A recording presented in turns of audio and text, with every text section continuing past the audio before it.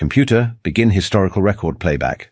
Subject, the human patience breaking point, I say, adjusting my recording apparatus.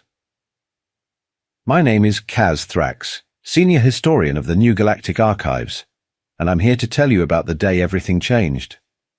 Oh, you want to hear about the humans? I chuckle, my secondary breathing sacs wheezing slightly. Get comfortable, young ones. This isn't your typical historical lecture. This is the story of how the most underestimated species in the galaxy made everyone else look like primitive cave dwellers. You see, the Galactic Council, those pompous bags of mostly water, thought they had it all figured out. They sat in their crystalline towers on Centauri Prime, making decisions for thousands of species across millions of worlds. And then they met the humans. But historian Kaz Thrax, my students often ask, how could anyone underestimate the humans? Everyone knows they're... And I have to stop them right there. Because you see, that's the most delicious part of this story. The Council, in their infinite wisdom, pause for sarcastic effect, classified Earth as a manageable death world when they first discovered it. Can you believe that? Manageable, huh? They saw the humans' primitive fusion drives, their quaint planetary defense systems, their limited colonial presence. Oh, how cute, they said. They're trying to be a spacefaring civilization. The Council patronized them at every turn. No, no, dear humans, you can't build colonies there. It might disturb the local wildlife. Meanwhile, the Vraxian Empire was strip-mining entire systems. Oh, you'll need to register that ship design with us first, they'd say, while the Zenth Collective was literally building ships that could crack planets. I remember attending one of the early council sessions. Ambassador Chan from Earth sat there smiling politely while High Councillor Zignax lectured her about responsible species management. That smile. By the void, if we'd only known what that smile meant. But they seemed so nice. That's what everyone said afterward. So pleasant, so agreeable, so accommodating. They took every restriction, every regulation, every patronizing pat on the head with those enigmatic smiles. They didn't protest when their mining rights were restricted. They didn't complain when their terraform requests were denied. They just smiled and adapted. And the Council thought this meant the humans knew their place. They actually congratulated themselves on successfully integrating a Death World species into galactic society. If only they'd bothered to study human history. If only they'd looked closer at those smiles. Because here's the thing about humans that the Council never understood. Their patience isn't infinite. Their politeness isn't weakness. And those smiles, they weren't submission. They were warnings. Computer, mark historical notation, I wheeze, taking a moment to moisturize my speaking membranes. This is where the real story begins. The story of how the humans finally stopped being nice. The Council's fatal dance with human patience began on what they call Standard Cycle 2847. I remember it clearly. The Council chambers were particularly stuffy that day, filled with the usual self-important dignitaries and their endless array of assistants. High Councillor Zignax, that insufferable windbag, stood at the central podium, announcing what he thought would be just another routine restriction on human activities. The Council has determined, he droned in that grating harmonic voice of his, that human expansion into the Orion Spur must be immediately halted. Ambassador Maya Rodriguez sat in the human delegation's booth, and oh, how I wish I had captured this moment on holovid. She didn't smile. For the first time in recorded Council history, a human diplomat didn't smile.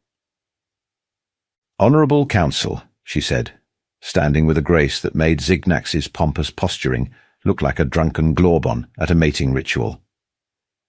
I must warn you that this decision will have consequences. The chamber erupted in surprised murmurs. A warning? From a human? The sheer audacity. Several Council members actually laughed. Imagine that, laughing at a human warning. Looking back, it's almost enough to make you feel sorry for them, almost. Ambassador Rodriguez, Zignax said, his tone dripping with condescension, surely you understand that this is for the greater good of galactic stability. Your species' rapid expansion is making other members uncomfortable. Maya Rodriguez lifted an eyebrow. Such a simple gesture, yet it sent chills down my dorsal ridges. Uncomfortable, she repeated, letting the word hang in the air like a plasma charge about to detonate. I see. And the Vraxians' complete destruction of the Rigel system's resources made you comfortable. That's when she pulled out a data crystal, bright blue, standard council format. Before you vote on this restriction, she said, I'd like to present some economic projections. Now, what happened next was, well, it was beautiful, in a terrifying sort of way.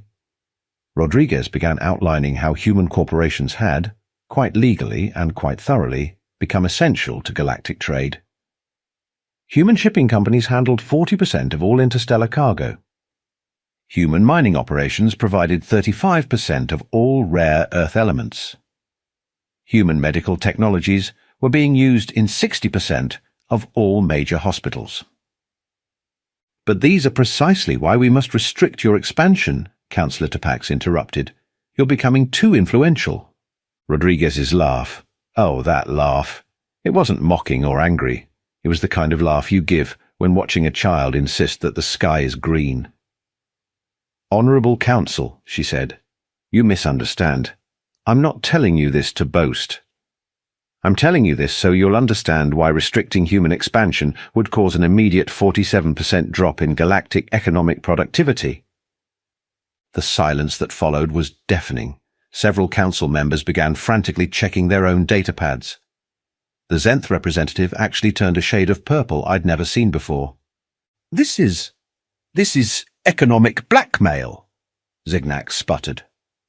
Not at all, Rodriguez replied, that famous human smile finally returning. This is simply cause and effect. You restrict our expansion.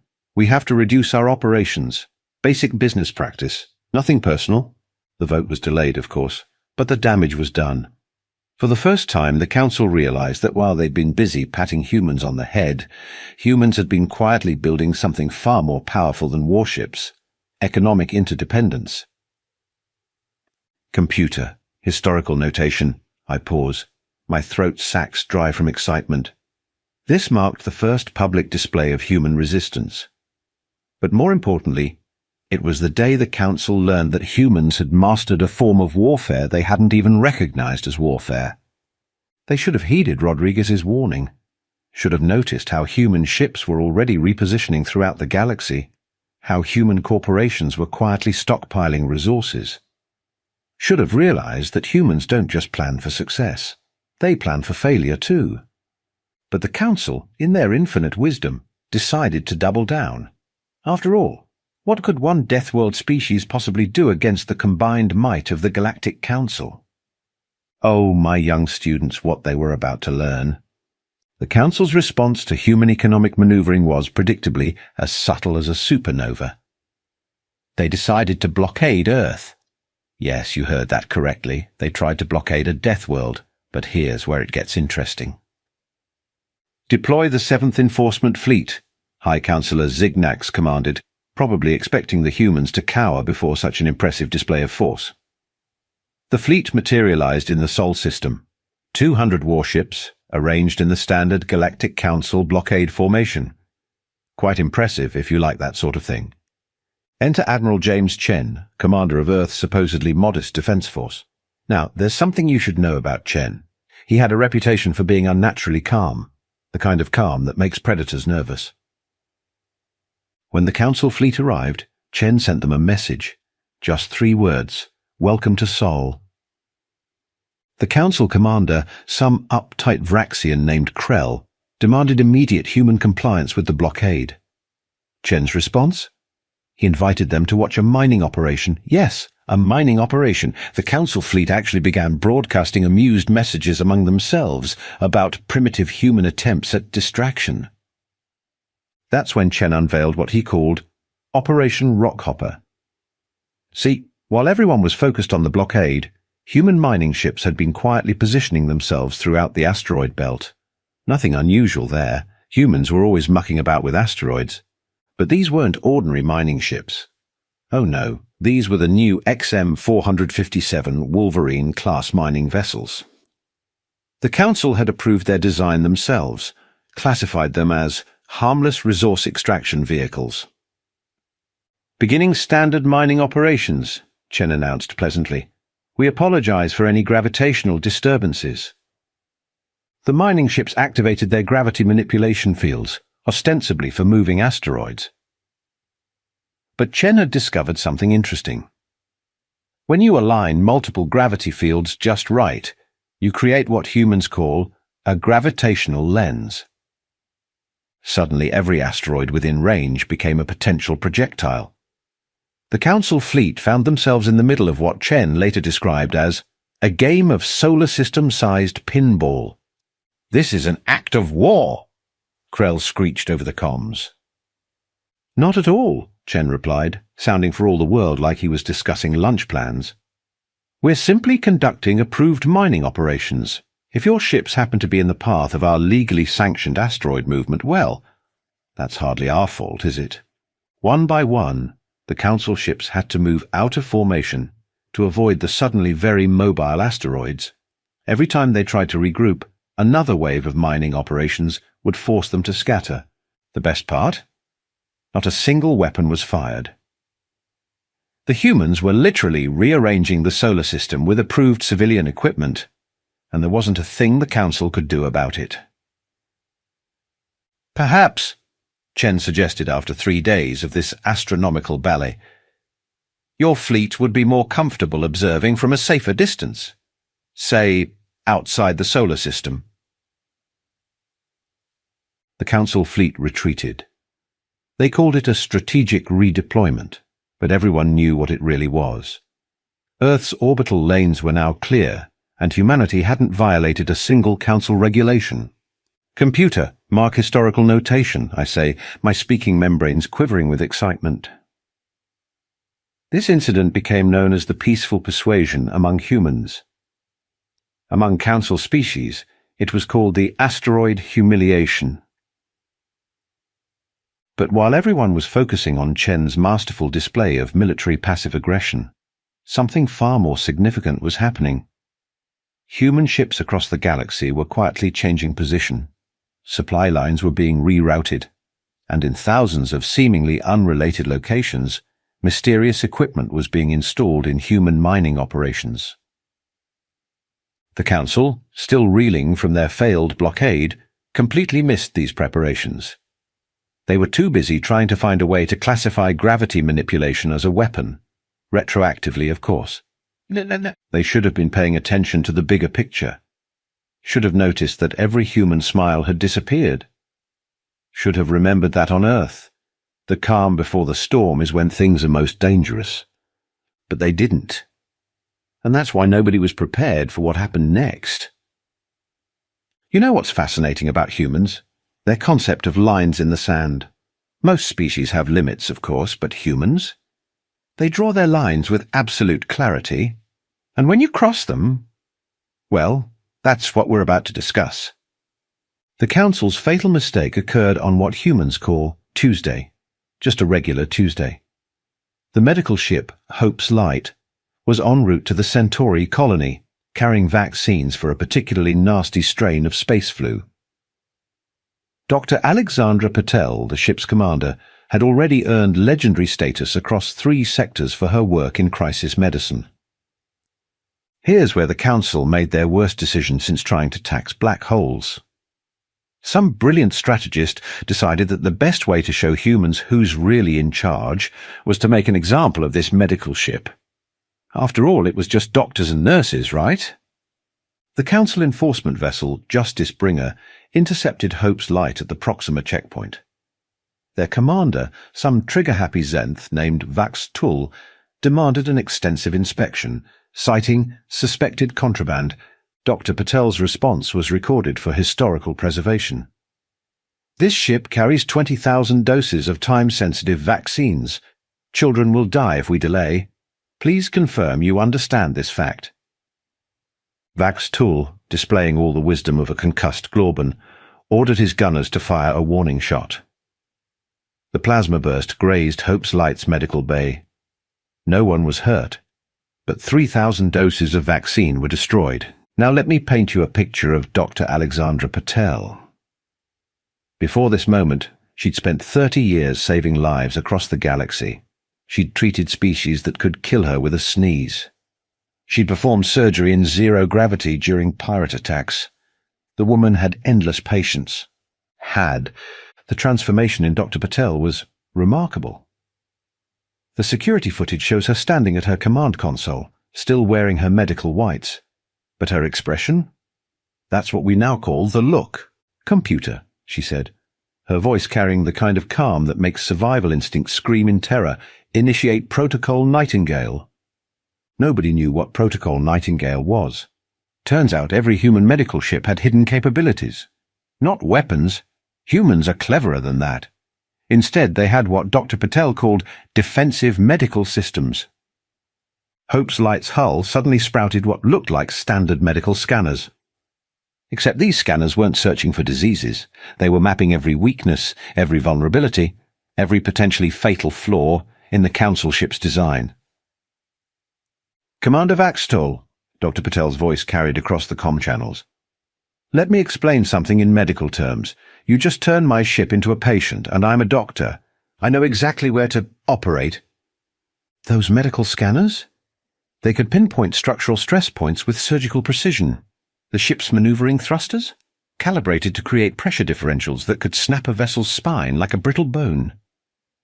"You have exactly 10 seconds to power down your weapons," Patel announced. "After that, I'll be forced to perform emergency surgery on your ship. I should warn you, the survival rate for this procedure is exactly 0%. Vaxatul surrendered. Smart move." But it was too late. Dr. Patel sent a message to Earth. Just 3 words. They killed children. The response came from every human ship, station and colony simultaneously. A single phrase broadcast on all frequencies: "No more nice." Humanity issued what became known as the 12-hour ultimatum. Ambassador Rodriguez delivered it personally to the Council. I was there. I'll never forget it. She walked into the Council chamber, no longer wearing the traditional diplomatic robes. Instead, she wore what humans call a business suit. Black, crisp, and somehow more terrifying than battle armor. "In 11 hours and 58 minutes, she announced, "humanity will demonstrate why Earth is classified as a death world. You have until then to surrender unconditionally." The Council laughed. Actually laughed. "And if we refuse?" High Counselor Zignax asked. Rodriguez smiled. Not the diplomatic smile, not the patient smile. This was something new, something that made my survival instincts want to burrow into the nearest planet's core. "Then we'll remove the Council," she said simply. "Not with warships, not with weapons. We'll simply stop being nice." "You'll stop being nice," Zignax repeated mockingly. "That's your threat?" Rodriguez nodded. "We've spent years building your medical facilities, managing your trade routes, running your mines, maintaining your ships. Tell me, Counselor, what happens when every human doctor suddenly decides to take a day off? When every human transport pilot decides they need a vacation? When every human technician decides to stop being helpful?" The Council chamber went very, very quiet. 12 hours, Rodriguez repeated. "For once I suggest you make a wise decision." Computer historical notation. I pause, my speaking membranes dry with excitement. This moment became known as the Patient Zero, the instant when humanity's legendary tolerance for bureaucratic nonsense finally ran out. The Council had 11 hours and 47 minutes to consider what a galaxy without helpful humans would look like. They spent 10 of those hours arguing, of course. Typical. But in the background, human ships were moving with synchronized precision. Human stations were powering up systems nobody knew they had. And in every sector, on every world, humans were preparing to demonstrate why you should never, ever mistake patience for weakness. The Council's time was running out, and with it, their chance to avoid learning exactly why humans came from a death world. When the 12-hour deadline arrived, the Council still hadn't responded. In their defense, they were busy arguing about proper voting procedures for surrender protocols. Politicians. Am I right? That's when Commander Olivia Blake's face appeared on every screen in Council space. Not just communication screens. Every screen. Entertainment devices, medical displays, even personal data pads. Nobody ever figured out how they managed that. "Good morning," she said, looking like she was about to announce a weather report rather than humanity's revelation of power. "We tried being nice. We really did. But since you're determined to learn this lesson the hard way..." That's when the Ghost Fleet appeared, and when I say appeared, I mean literally materialized throughout Council space. Remember those mining operations I mentioned earlier? Turns out humans had been building ships inside asteroids. Thousands of them. The Ghost Fleet's emergence was, well, let me put it this way. Imagine you're a predator, very proud of your teeth and claws, and suddenly you realize you've been playing with something that was wearing fluffy sheep's clothing over battle armor. "For the past decade," Blake continued, her voice carrying that special kind of human calm that makes apex predators nervous, "while you were busy patronizing us, we built this fleet inside your own territory. Legally. Using approved mining permits. Would you like to know how?" The Council certainly wanted to know. So did everyone else watching. "Your own regulations state that mining operations can refine and shape extracted materials. Well, we just happened to shape them into ships. Fully armed, completely operational ships, hidden in plain sight, because you never bothered to ask what we were building with all that metal." The Ghost Fleet's design was unconventional. No standardized Council configurations here. These ships looked like they were designed by someone who'd read How to Build a Warship and thought, nice guidelines, but what if we made it scarier? "You see," Blake continued, examining her nails like she wasn't currently commanding the largest reveal of military might in galactic history. "Humans have this saying, hope for the best, prepare for the worst. We hoped you'd treat us as equals. We prepared for you not to." That's when she triggered what humans call a demonstration. Every Ghost Fleet ship activated their shields simultaneously. The energy surge was so massive it showed up on sensors 3 sectors away. "Those mining lasers you approved? Turns out they work really well for precision strikes. Those gravity manipulators, excellent for tactical maneuvers. Those medical scanners, perfect for targeting. Funny how that works out." The Council's military advisors were having collective nervous breakdowns. The Ghost Fleet wasn't just powerful, it was completely unlike anything in their tactical databases. How do you fight an enemy who turns civilian equipment into weapons you've never seen before? "But here's the best part," Blake said, now grinning like a teacher about to reveal the solution to a particularly clever puzzle. "We didn't break a single one of your regulations building this fleet. You approved every component, every system, every capability. You just never thought to ask why a simple Deathworld species would need industrial mining lasers powerful enough to cut through battleship armor." Then came the final blow.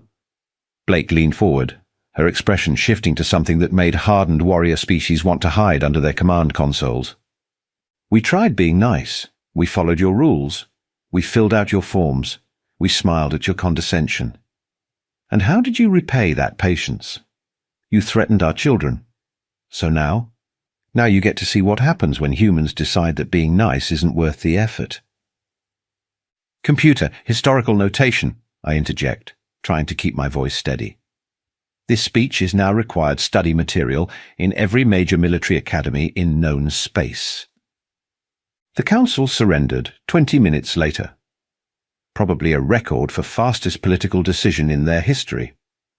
Amazing how quickly bureaucracy can move when there's a fleet of ships built by irritated humans in orbit.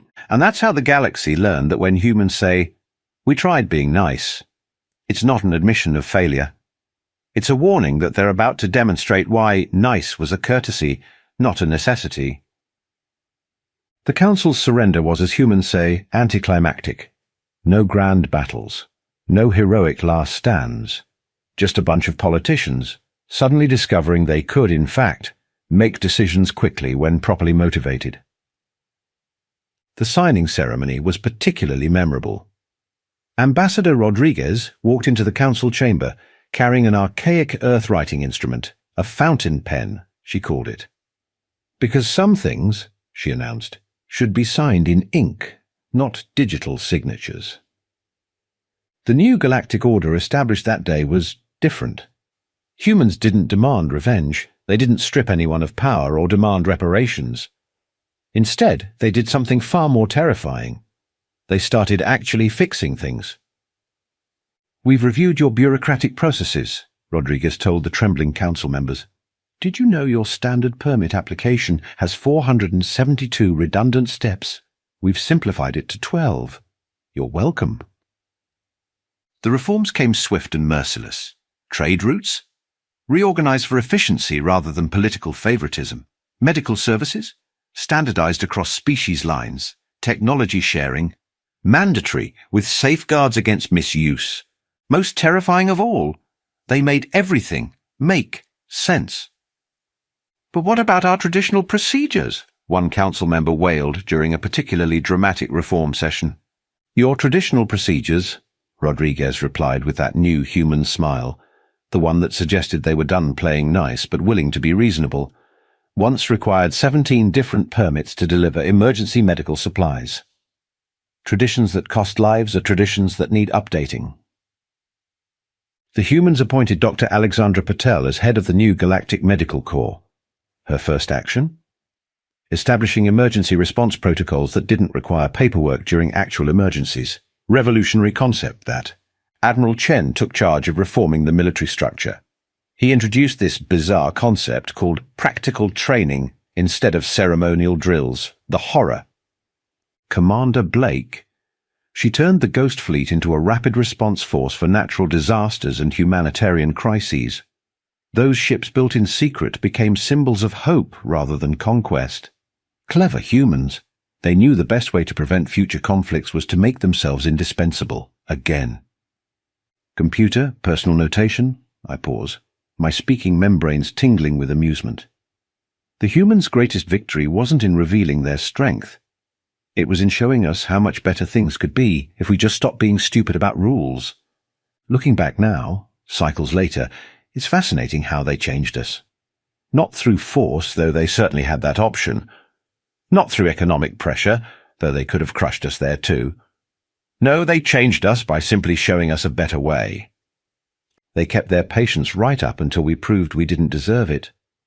Then they proved why Earth's classification should have read Death World. Approach with respect rather than manageable. These days, human diplomatic ships still carry medical supplies. Their mining vessels still help with resource extraction. Their traders still facilitate commerce. But nobody mistakes their helpfulness for weakness anymore. Nobody forgets what happened the last time humanity's patience ran out. Computer, final historical notation, I say, preparing to end this recording. The humans have a saying, kindness should never be mistaken for weakness. The galaxy learned this lesson the hard way. And that, young ones, is why every species still tells stories about the day the Deathworlders decided to stop being nice. It's why every council chamber now has a small plaque that reads, "Patience is a virtue. Human patience is a warning."